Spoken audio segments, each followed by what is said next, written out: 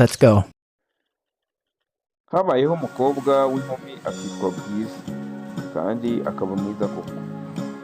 Umuntu wese wamubonaga yumvaga amukunze, ariko nyirakuru akamukunda by'akarusho. Bukeye nyina aramubwira ati enda iyi fu n'urwabya rw'amavuta ubishyire nyogokuru, kandi ntutinde mu nzira cyangwa ngo urangare, wibuke no kumuntahiriza. Nyirakuru yari atuye hakurya y'ishyamba, arigezemo ahura n'ikirura kiriyoberanya. Bwiza ntiyabimenya. Kimuramukije arakikiriza, kiramubaza kiti uragana he?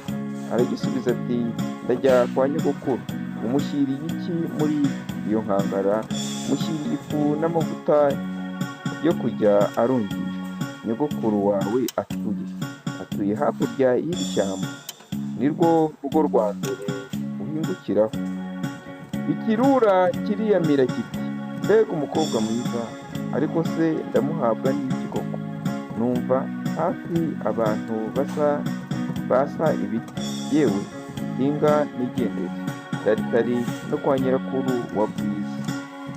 Kimutangayo, gihondagura ku rugi.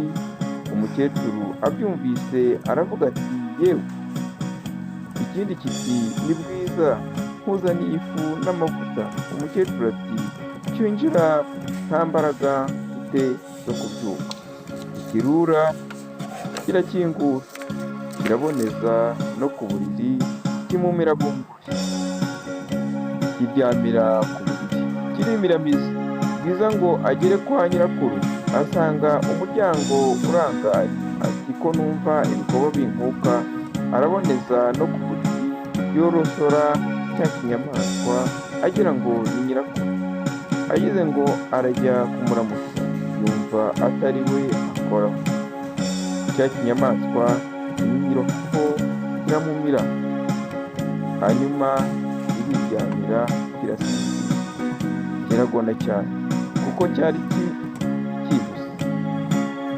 Umuhigi arahanyura, yumva umugono wacyo ati ni wa mukecuru waha ugona. Nibwo yinjiye mu nzu ku buriri, asanga ari ikirura. Icyo kinyamaswa yari yaragihize cyaramunaniye, yanga kukirasa, maze yenda inkota agisatura inda.